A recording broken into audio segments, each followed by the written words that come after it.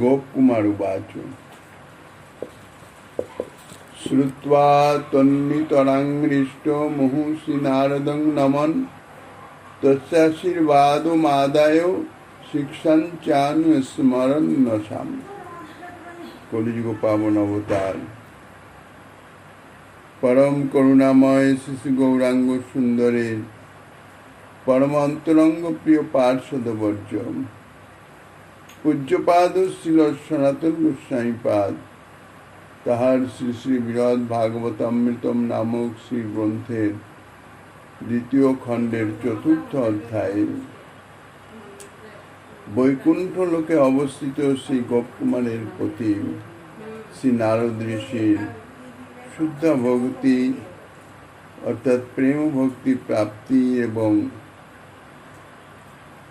ताहार साक्षात सेवा स्वरूप श्री द्वारका धाम जावार अर्थात पौঁছানো द्वारका धाम प्राप्तिर जे उपाय इत्यादि ताहा वर्णना करे तानाके अर्थात गोपकुमार के अयोध्या धाम हुए द्वारका धामे जावार उपदेश करलेन।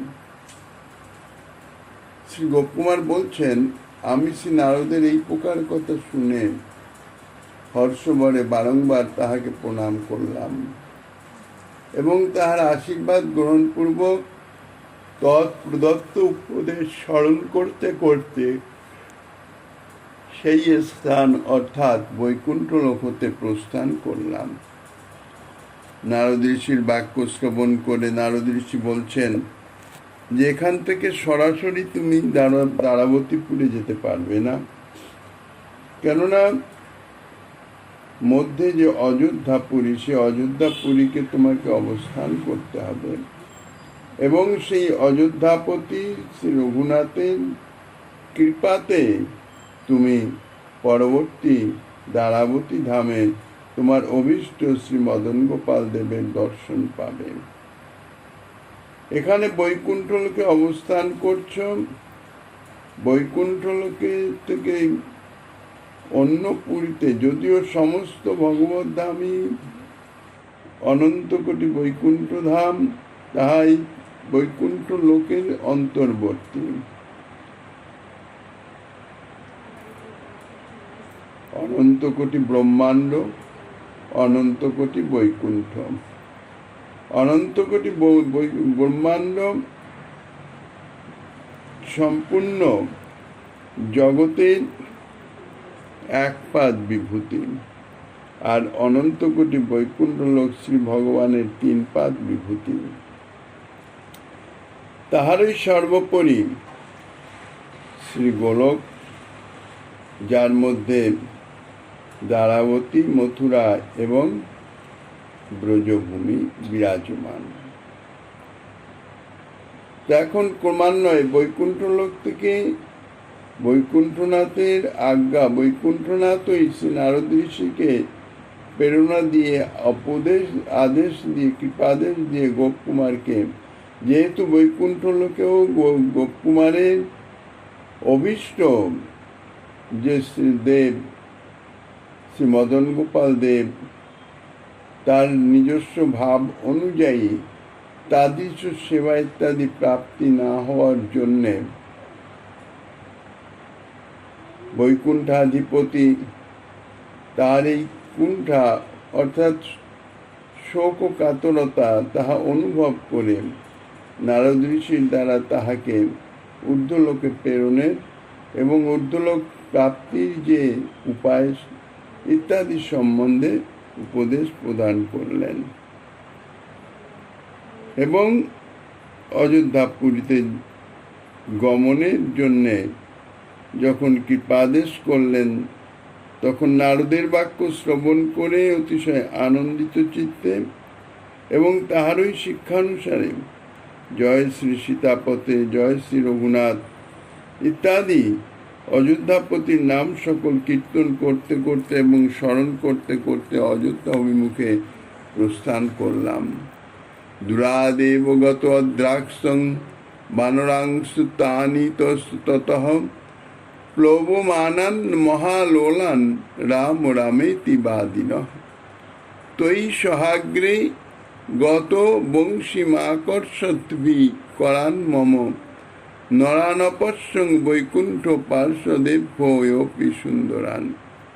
দূর থেকে দেখলাম মহাচপল বানর সকল ইতস্তত লম্প ঝম্প দিতেছে, আর মুখে বারবার রাম নাম উচ্চারণ করিতেছে।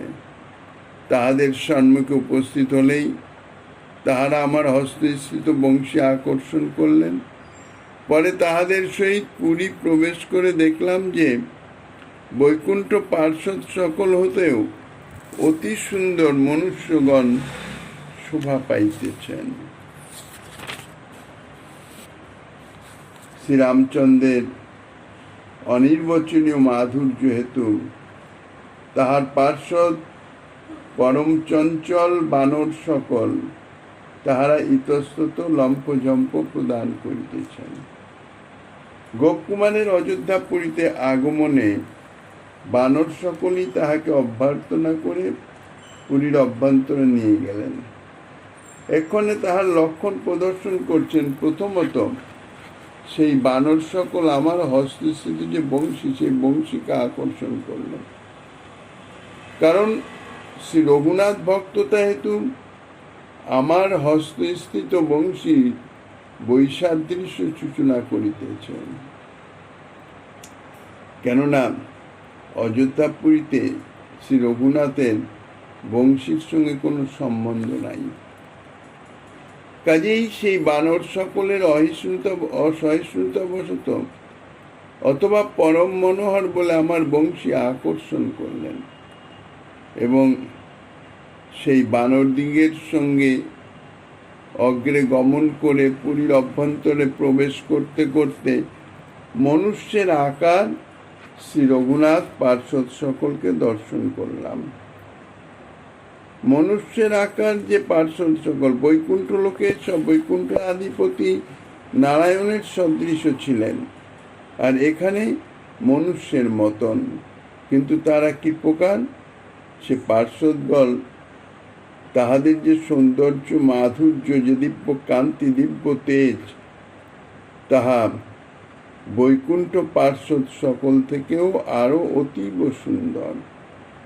শ্রী বৈকুণ্ঠের পার্শ্বদগণ শ্রী নারায়ণের সারূপ্য প্রাপ্তি হেতু চতুর্ভুজ, আর এরা অর্থাৎ শ্রী রঘুনাথের যে পার্শ্বদগণ তাহারা শ্রী রঘুনাথের সারূপ্য প্রাপ্তি হেতু তাহারা দ্বিভুজ।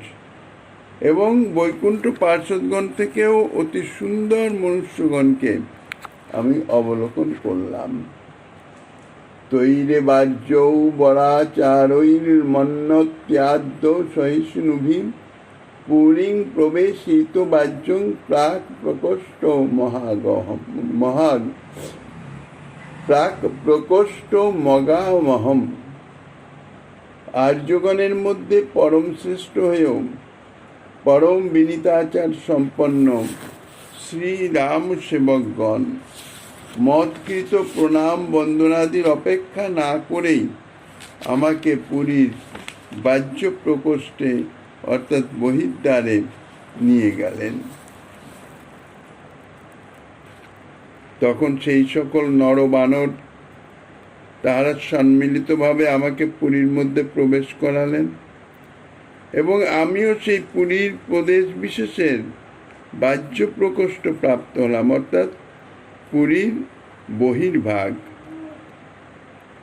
এ প্রকারের তাৎপর্য এই যে সেই পার্শ্বদগণের সন্দর্শন হেতু আনন্দ রাশি ব্যপ্ত কলেবরে নিজে নিজে আমি কখনো সেই পুরীর অভ্যন্তরে প্রবেশ করতে পারতাম না, কিন্তু তাহারা অগ্রসর হয়ে অভ্যর্থনা করে আমাকে পুরীর মধ্যে প্রবেশ করালেন। ইহা যেন সেই রঘুনাথেরই আজ্ঞা, তাই আমার মনে হয়, অথবা অন্যথা তাহার চরণারবিন্দে নিরন্তর সেবানিষ্ঠ যে সেবকগণ, সেই সেবকগণের দূর আগমন অর্থাৎ অগ্রগামী হয়ে এসে আমাকে পুরীর অভ্যন্তরে প্রবেশ করানো ইহা অসম্ভব। পরন্তু আমি বৈকুণ্ঠবাসীগণের মতো তাহাদের অনুগমানাদি করতে পারি নাই। আর সেই পরম বিনীতাচার শ্রীরাম সেবকগণ মৎকৃত প্রণাম বা বন্দনাদির অপেক্ষাও করেন নাই।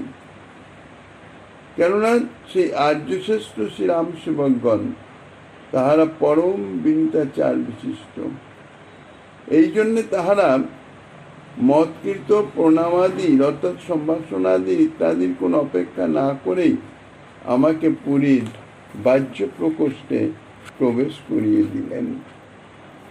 সুগ্রীবাঙ্গদ জাম্ববৎ প্রভৃতি বিস্তত্রপবিষ্টং সুখং শ্রীমন্তং মধুরৈর নরৈশ্চ ভরতং শত্রুঘ্ন যুক্তং পুরঃ দৃষ্ট্বাহং রঘুনাথমেব নিতরাং মত্বা স্তুবং স্তবৈ কর্ণৌ তেন পিধায় দাস্য পরায়া বাচা নিষিদ্ধ মুহু।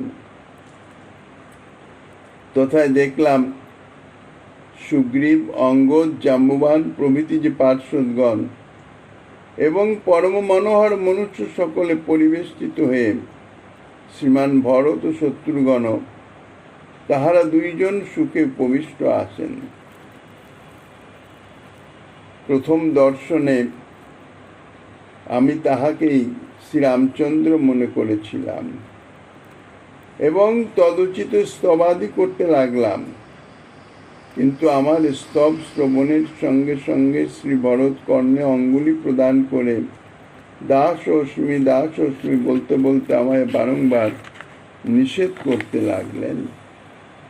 পুরীর বাহ্য প্রকোষ্ঠে অর্থাৎ বহির্ভাগে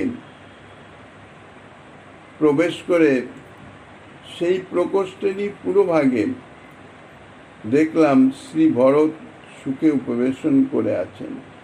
তিনি যে শ্রী ভরত তাহা আমি প্রথমে জানতে পারি নাই, তাই তাহাকে দর্শন করে শ্রীরামচন্দ্রই মনে করেছিলাম এবং তাহাকে শ্রীরামচন্দ্র মনে করে তৎযোগ্য যে স্তব তাহা করতে লাগলাম।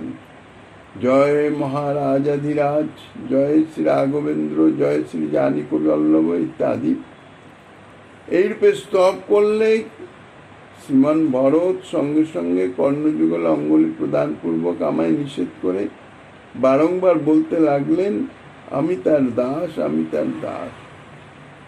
তাহাকে শ্রী রঘুনাথ মনে করবার কারণ এই যে তিনি দর্শনে পরম মনোহর এবং যেহেতু সুগ্রীব অঙ্গদাদি যে বানর পার্শ্বদগণ এবং অযোধ্যা নিবাসী আরও অনেক পরম মনোহর যে নরগণ অর্থাৎ মনুষ্যগণ তাহাদের দ্বারা তিনি পরিবেষ্টিত রয়েছেন।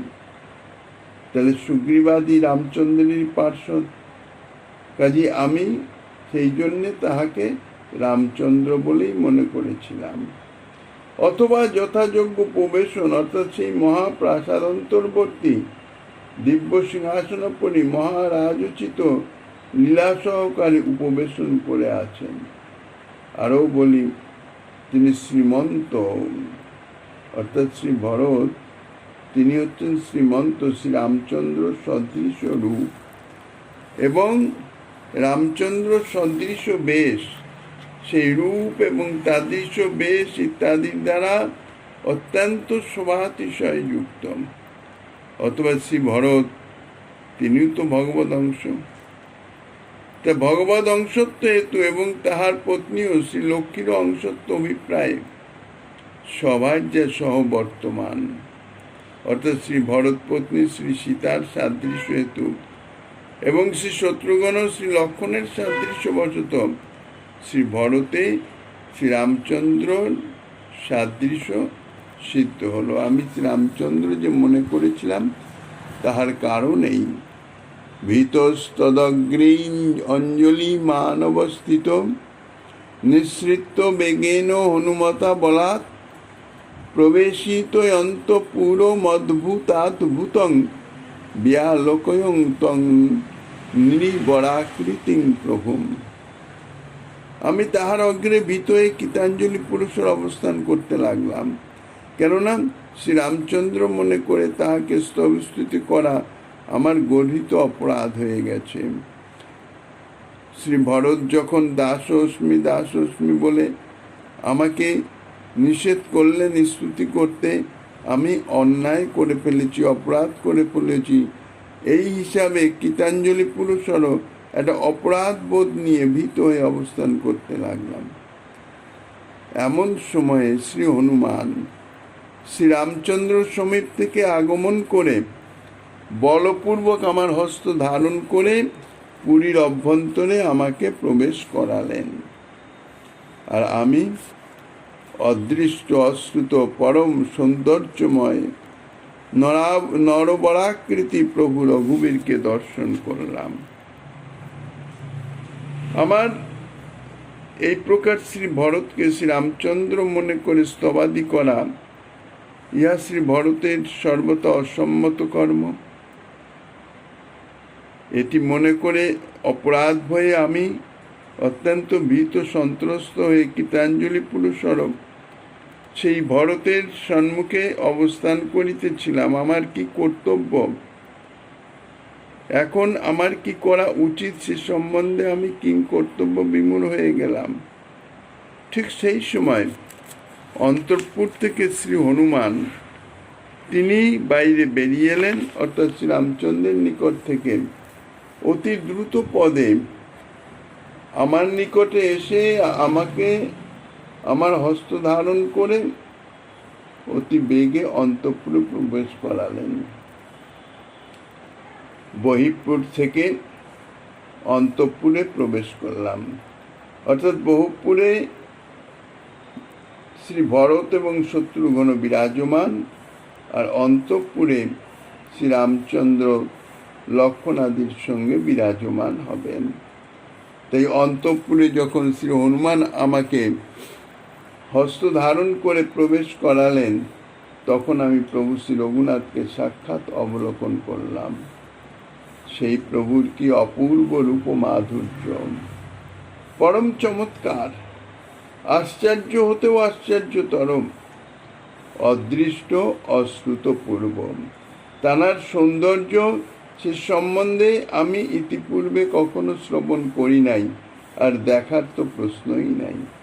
তাই অদৃষ্ট পূর্ব আর অশ্রুতপূর্ব সেই সৌন্দর্যযুক্ত নরবর আকার বিশিষ্ট শ্রীরামচন্দ্রের দর্শন প্রাপ্ত হলাম।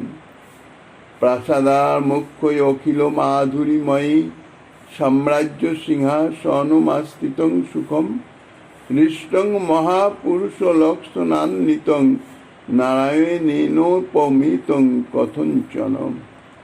তিনি অখিল মাধুরীময় শ্রেষ্ঠ প্রাসাদের মধ্যে মহারাজাধিরাজোচিত সিংহাসনে সুখে উপবিষ্ট আছেন। মহাপুরুষ লক্ষণান্বিত অঙ্গ ষষ্ঠবাদী শোভায় তিনি শ্রী নারায়ণেরই অনুরূপ।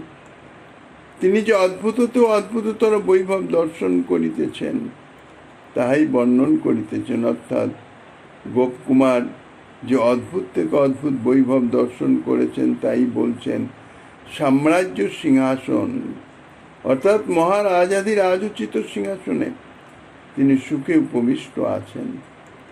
আমি আরও দেখলাম তিনি সদা হর্ষযুক্ত এবং নিরন্তর প্রসন্ন শ্রীমুখচন্দ্র এবং সেই সঙ্গে মহাপুরুষ লক্ষণে সুশোভিত। মহাপুরুষ লক্ষণ 32 রকমের যে আছে, অর্থাৎ বিস্তীর্ণ বক্ষস্থল, বিশেষস্কন্ধ, আজানুলম্বিত মহাভুজ ইত্যাদি 32 লক্ষণযুক্ত যে মহাপুরুষের সেই 32 লক্ষণের তিনি অন্বিত, 32 লক্ষণান্বিত স্বরূপে তিনি বিরাজমান। ফলত তাহার মাধুর্যাদি কেহ কখনো সম্যক রূপে বর্ণনা করতে পারে না, কেননা এই অপ্রাকৃত অনন্ত, ভাষায় তাহা বর্ণনা করা সম্ভব নয়। যদিও বৈকুণ্ঠনাথ শ্রী নারায়ণের সহিত উপনীত হতে পারে, অর্থাৎ তুলনা হতে পারে, তথাপি সর্বাংশ হয় না। শুধুমাত্র অঙ্গসৌষ্ঠব, বয়স, বর্ণ, ভূষণাদির শোভায় তিনি শ্রী নারায়ণের অনুরূপ।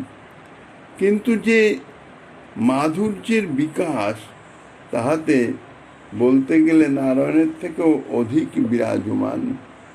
ততপি কশ্চিন মধুরৈর বিশেষৈর মনোরমং চাপ বিলাসী পানিম স্বপ্রশ্রয়ার ঋণ মিতাবলোকং রাজেন্দ্র লীলং শ্রিত ধর্ম বার্তম। পরন্তু তিনি শ্রী নারায়ণ হতেও কোনো কোনো বিশেষ মাধুর্য প্রভাবে তিনি আরও মনোহর। তাহার হস্তে মনোহর ধনুক শোভা পাইতেছেন। তিনি বিনয়যুক্ত হয়ে শোভনাবলোকনে এবং রাজেন্দ্রের ন্যায় লীলা প্রকটনে, পূজা পালন ও শ্রীমুখে আশ্রিত ধর্ম আচরণের কথাবার্তায় নিরত। কথঞ্চ কেনাপি ইত্যাদি বাক্যে যে উৎকর্ষ ধ্বনিত হইতেছে তাহাই এখানে প্রদর্শন করছেন, যে তিনি শ্রী নারায়ণ হতেও কোনো কোনো বিশেষ মাধুর্য প্রভাবে মনোহর। অর্থাৎ এক কথায় সৌন্দর্য মাধুর্যে নারায়ণের থেকেও আরও উৎকর্ষে বিদ্যমান। যেমন মধুর দিব্যচ্যত্তা আদি বিশেষ, এবং তাহার হস্তে মনোহর ধনু শোভা পাইতেছে। তিনি বিনয়যুক্ত লজ্জাবনত মধুর মধুর দৃষ্টিপাত করিতেছেন। তাহার প্রজা পালনাদি লীলা সমুদয় রাজ চক্রবর্তীর অনুরূপ তিনি শ্রীমুখে আশ্রিতারূপা সৎকর্ম আচরণাদির উপদেশ প্রদান করিতেছেন। তদ্দর্শনানন্দ ভরেণ মোহিত দণ্ড প্রণামার্থম ইবাপতং পুরঃ ততস্থ তেনার্থ বরেণ বঞ্চিত বুত্থাপিতস্তৎ কৃপয়া ব্যালকয়ম। তাহাকে দণ্ডবৎ প্রণাম করবার জন্যে ভূপতিত হবা মাত্রই তাহার দর্শন জনিত আনন্দ ভরে আমি মূর্ছিত হয়ে গেলাম। তাহার সাক্ষাৎ দর্শন আনন্দের তুলনা নাই, কিন্তু মূর্ছা হেতু দর্শন রূপ কার্য বিঘ্নিত হল, সে আনন্দ থেকে বঞ্চিত হলাম। তবে সেই প্রভুর কৃপা বলে অতি শীঘ্র মূর্ছার অপগমে আমি পুনরায় আবার তাঁর স্বরূপ দর্শন করলাম। প্রভুর দর্শনজনিত যে আনন্দ, অপ্রাকৃত চিন্ময় আনন্দ, সেই আনন্দ এত অধিকভাবে আমাকে গ্রাস করল যে আমি নিজেকে আর ধৈর্য ধারণ করতে পারলাম না, মূর্ছিত হয়ে ভূপতিত হয়ে গেলাম। যেন তাহাকে দণ্ডবৎ প্রণাম করবার জন্যই আমি ভূপতিত হইতেছি। বাহ্যিক এরকম মনে হলো, আমি কিন্তু মূর্ছিত হয়ে গেলাম। অর্থাৎ তাহার সৌন্দর্য আমার জ্ঞান হরণ করে নিল, কিন্তু তাহাতে আমি প্রভুর সাক্ষাৎ দর্শন থেকে বঞ্চিত হয়ে গেলাম। যদিও সেই মোহদশা অশেষ পুরুষার্থের শ্রেষ্ঠ, তথাপি মোহদশায় তো সাক্ষাৎ দর্শন হয় না। এক অনাবিল অপ্রাকৃত চিন্ময় আনন্দে মন বুদ্ধি চিত্ত সকলকে জড়বৎ করে দেয়, তাহাকেই বলা হয় মূর্ছা অবস্থা। যদি বলো সাক্ষাৎ দর্শনানন্দে বাধা হলেও অন্তরে তো সেই দর্শনানন্দ অনুভবের কোনো বাধা হচ্ছে না, কেননা অন্তরে তো সেই আনন্দ বিরাজমান, দর্শনানন্দ বিরাজমান। তবে সাক্ষাৎ দর্শনের এত আগ্রহ কেন? তার উত্তরে বলছেন যে বাইরে চক্ষুর দ্বারা যে দর্শন, তাহা হচ্ছে অশেষ পুরুষার্থ শ্রেষ্ঠ, এবং উহাই অন্তঃসাক্ষাৎকার রূপা ধ্যানের পরিপক্ক দশা বা অন্তঃসাক্ষাৎকারের সাধ্য ফল। ধ্যানের মাধ্যমে যে দর্শন হয় তাহার পরিপক্ক দশায় হচ্ছে সাক্ষাৎ দর্শন, এই চক্ষু দ্বারা দর্শন। আর অন্তঃসাক্ষাৎকারের সাধ্য ফলও এই চক্ষু দ্বারা দর্শন। অতএব যে কৃপা প্রভাবে অন্তঃসাক্ষাৎকার হয়, তদপেক্ষা যদি অধিক কৃপা না হয় তাইলে বাইরে অর্থাৎ এই চক্ষুর দ্বারা দর্শন সিদ্ধ হতে পারে না। পরে সেই প্রভুর কৃপা বলে আমি বুদ্ধিত হলাম, অর্থাৎ আমার সেই যে মূর্ছা দশা তা দূরীভূত হয়ে গেল, জ্ঞান প্রাপ্ত হলাম। বাহ্যিক জ্ঞান প্রাপ্ত হয়ে আমি প্রভুকে সাক্ষাৎ দর্শন করতে লাগলাম। মাং তত্ত্ব হিত্বা নিজ সেবায়ার ঋত পুলুত্তয়ী কয়া শ্রী হনুমান গতয়ন্তিকম সীতানুরূপা রমতে প্রিয়া প্রভো সব্যস্য পার্শ্বই অনুজলক্ষ্মণৌ অন্যতঃ। তখন আমি দেখলাম আমার সান্ত্বনার জন্যে শ্রী হনুমান আমার পার্শ্বেই অবস্থান করিতেছেন। আমার মূর্ছা অপনোদনে এবং আমাকে ধৈর্য ধারণ করাবার জন্যে শ্রী হনুমান আমার পাশেই ছিলেন। শ্রী হনুমান তথায় আমাকে পরিত্যাগ করে নিজ কর্তব্য পরায়ণতাবশত বানর স্বভাব সুলভাপ্লুত গতিতে অর্থাৎ লম্ফঝম্প প্রদান পূর্বক প্রভুর সমীপে গমন করলেন। আমার মূর্ছা ভঙ্গ হলে, আমার যখন জ্ঞান ফিরে এলো, তখন হনুমান আমার নিকট থেকে প্রভুর সান্নিধ্যে গেলেন। যদি বলো তোমাকে দূরে ত্যাগ করে কি জন্য গমন করলেন? তাহার নিজের যে স্বাভাবিক সেবা, সেই সেবার নিমিত্ত, সেবায় আকৃষ্ট হয়ে। কেননা প্রভুর সান্নিধ্য প্রাপ্তি অর্থাৎ সেবা প্রাপ্তি, সেবার নিমিত্তই তো। সদা সর্বক্ষণ সেবায় রত। তা আমাকে সান্ত্বনার প্রদানের নিমিত্ত কতঞ্চিত প্রভুর সান্নিধ্য থেকে আমার সান্নিধ্যে আসার ফলে সাময়িক সেই সেবা থেকে বঞ্চিত ছিলেন। আমার মূর্ছা অপনোদনেই অর্থাৎ জ্ঞান চলে আসায় আর আমার সান্নিধ্যে থাকার কোনো প্রয়োজন নাই। এই জন্যে নিজের যে স্বাভাবিক সেবাক্রম, সেই সেবাক্রম তাহা সাধন করবার নিমিত্ত তিনি প্রভুর সান্নিধ্যে গেলেন। অর্থাৎ সেবাই যেন তাহাকে আকর্ষণ করে প্রভুর সমীপে নিয়ে গেলেন। বাস্তবিক সেবাই প্রভুর সান্নিধ্য প্রাপ্ত করায়, কারণ সেবাতেই তাহার আনন্দ এবং সেই প্রভুও সহজ পরমানন্দময়। আরও দেখলাম সেই প্রভু সহজ পরমানন্দময় দর্শন হলেও তাহার বামে ভগবতী শ্রী জানকী দেবী এবং দক্ষিণে প্রিয়তম শ্রী লক্ষণ এবং সম্মুখে পরমদাস ও প্রবর শ্রী হনুমান সেবা করিতেছেন। আবার তাহার ভক্তবাৎসল্য বিশেষ প্রকটনশীলতারও তুলনা হয় না। আর সেই প্রিয়া শ্রী জানকী দেবী প্রভুরই অনুরূপা। অতএব শ্রী লক্ষ্মী হতেও অধিক সৌন্দর্যময়ী এবং সেই সীতা দেবী প্রভুর বামপার্শ্বে অবস্থান করত প্রভুকে তাম্বুলাদি দানের সেবা করিতেছেন। দক্ষিণ পার্শ্বে অনুজ লক্ষণ শোভা পাইতেছেন। এইরূপ সর্বমনোহারী শোভাতিশয় দর্শন করে আমি আনন্দ সাগরে নিমগ্ন হয়ে গেলাম।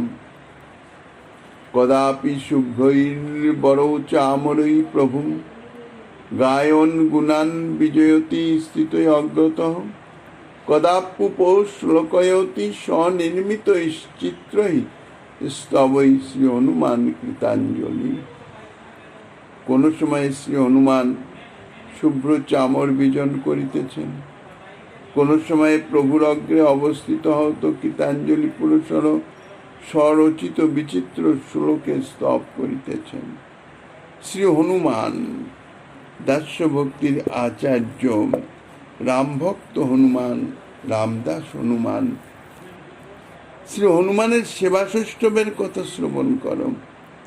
সেই হনুমান তিনি কোনো সময়ে প্রভুর অগ্রে, কোনো সময়ে প্রভুর পৃষ্ঠদেশে অবস্থান করে শুভ্র মহত্তর চামর নিয়ে বেজন করিতেছেন, আর সেই সঙ্গে সঙ্গে প্রভুর গুণগানও করিতেছেন।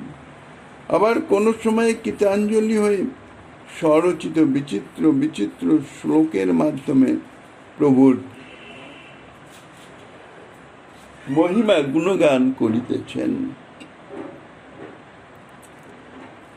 সেতা তপত্রঞ্চ বিভর্তস্যৌ খনং সম্বাহয়েত্তস্য পদাম্বুজে খনম সেবা প্রকারান যুগপৎ বহুন খনন তস্মিন নবৈ অগ্রমহ তনৌতি চ। কোন সময় তিনি প্রভুর মস্তক উপরি শ্বেতচক্র ধারণ করিতেছেন, পরক্ষণেই আবার প্রভুর শ্রী চরণারবিন্দ সম্ভাবন করিতেছেন। কখনো বা একাগ্র হয়ে এককালেই বহুবিধ সেবা সম্পাদন করিতেছেন। শ্রী হনুমানের যে সেবা, তাহাই বর্ণনা করিতেছেন সাক্ষাৎ দর্শন করে শ্রী গোপকুমার। বলছেন কোন সময় শ্রী হনুমান প্রভুর মস্তক উপরি শ্বেতচক্র ধারণ করছেন, আবার ক্ষণকালের মধ্যেই প্রভুর শ্রী চরণযুগল সম্ভাবন করছেন। কখনো বা একই সময়ে অতি দক্ষতার সঙ্গে একাধিক সেবা তিনি নির্বাহ করিতেছেন, যেমন গুণগান, স্তবন, বিজন, পাদ সম্ভাবন ইত্যাদি করিতেছেন। অহো ইনি একাই যেন বহুমূর্তি ধারণ করে প্রভুর বহু প্রকার সেবা সম্পাদন করিতেছেন। পরমহর্ষ ভরাত ক্রমিত জহং জয় জয়েতি বদন প্রণমন মুহুম মৃদুল বাগ মৃতৈ পরমাদ ভূতৈ ভগবতাদ্র হৃদা পরিতর্পিতহম। আমি পরমহর্ষ ভরে আক্রান্ত হয়ে জয় জয় শব্দ উচ্চারণের সহিত বারংবার প্রণাম করতে লাগলাম। পরে সেই করুণার্ধ চিত্ত শ্রী ভগবান শ্রী রাঘবেন্দ্র পরমাদ্ভুত মৃদুল বাক্যে আমায় সন্তুষ্ট করলেন। এই প্রকার সেবক ও প্রভুর মাধুর্য দর্শনে আমি পরম হর্ষভরে আক্রান্ত হয়ে এত আনন্দিত চিত্ত হল যে সে আনন্দের বহিঃপ্রকাশ স্বরূপ জয় জয় শব্দ উচ্চারিত হতে লাগলো। জয় জয় শব্দ উচ্চারণ পূর্বক আমি বারবার শ্রী রাঘবেন্দ্রের চরণে প্রণিপাত করতে লাগলাম। অনন্তর সেই করুণার্ধ চিত্ত ভগবত কর্তৃক পরিতর্পিত হয়েছিলাম, অর্থাৎ শ্রী ভগবানের কোমল মৃদুল বাক্যামৃতে আমি পরম আপ্যায়িত হয়েছিলাম। সেই বাক্যামৃত কি প্রকার, তাহা পরম অদ্ভুত। পূর্বে এতাদৃশ কৃপাপূর্ণ বাণী কৃপাবাণী তাহা কুত্রাপি শ্রবণ হয় নাই, অনুভব হয় নাই। শ্রী ভগবান উবাচ, শ্রী ভগবান বলছেন, ভো গোপনন্দন সুদীপ্তম সাধু সাধু স্নেহং বিধায় ভবতা বিজয় কৃতয়ত্র বিশ্রম মতা মল মলং বহুবি প্রয়াসৈরেতৈর্ন দুঃখয় চিরং নিজ বান্ধবং মাম। শ্রী ভগবান রাঘবেন্দ্র তিনি বলছেন, হে গোপনন্দন, হে সুরিতম সাধু সাধু, তুমি স্নেহপরবশ হয়েই এই স্থানে আগমন করেছ। বহু প্রয়াসে প্রয়োজন নাই, তুমি এক্ষণে বিশ্রাম করো, প্রণামাদি করে দুঃখ ভোগ করো না। তোমার দুঃখে আমারও দুঃখ অনুভব হয়, কারণ আমি তোমার চিরকালের বান্ধব। শ্রী রাঘবেন্দ্র তিনি আমাকে কিভাবে বাণীর দ্বারা কৃপাবাণীর দ্বারা আপ্যায়িত করলেন তাহা বলছেন যে, হে সুরিতম, তুমি আমাদের প্রতি স্নেহ করে এই অযোধ্যায় শুভাগমন করেছ। কি অদ্ভুত শ্রী ভগবানের প্রীতিপূর্ণ বাণী, যা হৃদয়কে ভরিয়ে দেয়। বলছেন অতি আনন্দের সঙ্গে সাধু সাধু, অর্থাৎ তুমি যে কৃপা করে শুভাগমন করেছ আমাদের প্রতি স্নেহ ভরে, তার জন্য সাধুবাদ। অতএব তুমি এখন বিশ্রাম করো, ইতস্তত গমন প্রয়াস পরিত্যাগ করে সুখে এখানেই বিশ্রাম করো। অথবা প্রণামাদির প্রয়াস ইত্যাদি প্রণামাদির মাধ্যমে বারবার যে শারীরিক ক্লেশাদি ইত্যাদির কোনো অপেক্ষা নাই, তুমি সুখে এখানে অবস্থান করো। অথবা প্রণামাদির প্রয়াস পরিত্যাগ করো, আমি তোমার দর্শনেই আমি পরিপূর্ণ। তথাপি যখন গোপকুমার প্রণাম করতে উদ্যত হলেন, তখন শ্রী ভগবান বলছেন, প্রণামাদি করে দুঃখ ভোগ করো না, আর আমাকেও দুঃখ দিও না। প্রণামাদি করলে তাহাতে তোমার দুঃখ হবে, একটু কষ্ট তো হবেই, আর তোমার কথঞ্চিত কষ্ট বা দুঃখানুভব আমাকেও দুঃখ অনুভব করাবে। এই জন্যে তুমি প্রণাম করে আমাকে দুঃখ দিও না, কারণ তোমার দুঃখে আমি দুঃখী হইতেছি। উত্তিষ্ঠ ভদ্রং তে গৌরবাৎ সম্ভ্রমং ত্যাজ, তদীয় প্রেম রূপেণ যন্ত্রিতস্মি সদা সখে। শ্রী রাঘবেন্দ্র গোপকুমারকে সখা বলেই সম্বোধন করলেন। হে সখে, উঠো উঠো, তোমার মঙ্গল হোক, তোমার গৌরব বুদ্ধি ত্যাগ করো। তুমি আমার প্রতি যে গৌরব বুদ্ধি করিতেছ, সেই গৌরব বুদ্ধি ত্যাগ করো, সখ্যভাবাপন্ন হও। হে সখে, তোমার প্রেম সূত্রে আমি সদা গ্রথিত আছি। প্রণামের নিমিত্ত পূর্বে যে সৌন্দর্য মাধুর্যের হৃদয়ে অবধারণ করতে না পেরে মূর্ছিত হয়ে পড়েছিলাম, তাহা দণ্ডবৎ প্রণামের ন্যায় মনে হয়েছিল। তাই প্রভু বলছেন, হে সখে, উত্থিত হও, উত্থিত হও, দণ্ডবৎ প্রণাম করতে লাগবে না। কিন্তু আমার হৃদয়ে এত আপ্লুত হয়ে গেল, সেই আপ্লুত হৃদয়ে না উঠে আমি গৌরব ভরে বারবার দণ্ডবৎ প্রণাম করতে লাগলাম। তখন আশীর্বাদের সহিত অভিনন্দিত করে বলছেন, হে ভদ্র, তোমার মঙ্গল হোক। কেননা কেউ প্রণাম করলে তাতে আশীর্বাদ প্রদান করতেই হয়। তাই শ্রী রামচন্দ্র আশীর্বাদ প্রদান করছেন, হে ভদ্র, তোমার মঙ্গল হোক, এক্ষণে তুমি উত্থিত হও। তথাপি সম্ভ্রমের সহিত প্রণাম করতে দেখে তিনি বলছেন, হে সখে, তুমি আমার প্রতি যে সম্ভ্রম করিতেছ তাহা ত্যাগ করো। আমার প্রতি কোনো গৌরব বুদ্ধি রেখো না। আমি তোমার অধীন, গৌরবের বিষয় নহি।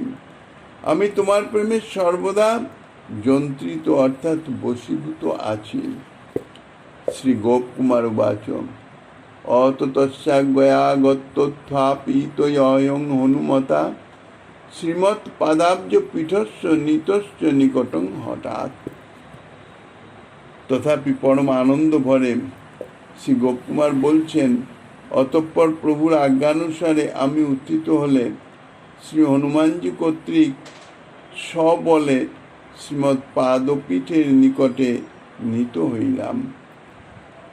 পরমানন্দ ভরে বিবশেতু প্রণামে বিরত হতে পারলাম না। তখন শ্রী রঘুনাথের আজ্ঞাক্রমে আমি শ্রী হনুমান কর্তৃক উত্থাপিত হলাম। শ্রী হনুমান এসে আমাকে উঠালেন এবং আমাকে শ্রী রাঘবেন্দ্রের পাদপীঠে অর্থাৎ সিংহাসনের অধোদেশে শ্রী চরণাব্জ ধারণের যে আসন, যাহা পাদপীঠ বলে, তাহার সন্নিকটে আমাকে নিয়ে আসলেন। তদাকর্ষং মনস্বী তদ্দীর্ঘাশা ফলিতাধুনা বাঞ্ছাতীত তঞ্চ সম্পন্নং ফলং তৎপুত্র প্রজান্নত। তখন আমি মনে মনে বিচার করলাম যে আমার দীর্ঘকালের আশা এতদিনে ফলিত হলো। এমনকি বাঞ্ছাতীত ফলও লাভ করলাম, যে ফল আজ পর্যন্ত কুত্রাপি প্রাপ্ত হই নাই। অতএব এই স্থান ত্যাগ করে অন্য কোনো স্থানে আর আমার গমন করবার দরকার নাই। মনে মনে এই সিদ্ধান্ত নিলাম।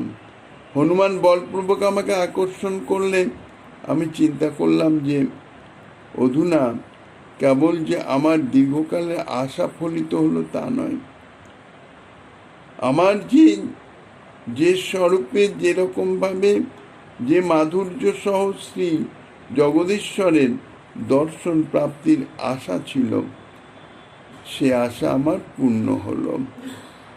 শুধু সে আশা না, পরন্তু বলতে গেলে কি আমি বাঞ্ছাতীত ফল প্রাপ্ত হলাম, আমার কামনারও অধিক ফল প্রাপ্ত হয়েছি।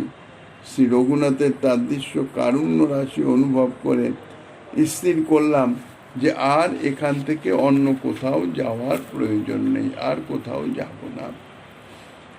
গোপ বালক বেশেন স্বকীয়েনৈব পূর্ববৎ কিয়ন্তং নবসং কালং তত্র আনন্দ ভরার্দিত। কিন্তু আমি পূর্ববৎ স্বকীয় সেই গোপবালক বেশেই ছিলাম। এইরূপে আনন্দ ভরে সর্ববিষয়ে বিস্তৃত হয়ে কিয়ৎকাল তথায় বাস করতে লাগলাম। পূর্বে যেরূপ শ্রী বৈকুণ্ঠনাথের চামর বিজনাদি সেবা করতাম, তদ্রূপ চামর বিজনাদি সেবা করতে করতে সেই অযোধ্যায় আমি কিছুকাল বাস করতে লাগলাম। যদি বলো দারাবড়িতে গমনের ইচ্ছা সত্ত্বেও তথায় কিরূপে বাসস্থানে স্থির হলো, তাতে বলছি যে আনন্দ ভরে সেই অযোধ্যায় স্বাভাবিক আনন্দাতিশয়ে আমি বশীভূত হয়ে গিয়েছিলাম। বিশেষত শ্রী রঘুনাথের চরণারবিন্দের মকরন্দ দ্বারা আমি এতই সিক্ত হয়েছিলাম, সেই মকরন্দ ধারা পানে আমি সমস্ত কিছু বিস্মৃত হয়ে গিয়েছিলাম। এইভাবে শ্রী গোপকুমার অযোধ্যাপুরীতে আগমন করে অযোধ্যাপুরীর বৈভব ইত্যাদি তাহা যেমন যেমন দর্শন করছেন তা বর্ণনা করছেন। পরবর্তী আস্বাদনী শ্রীমান মহাপ্রভু গিরিধারী লালের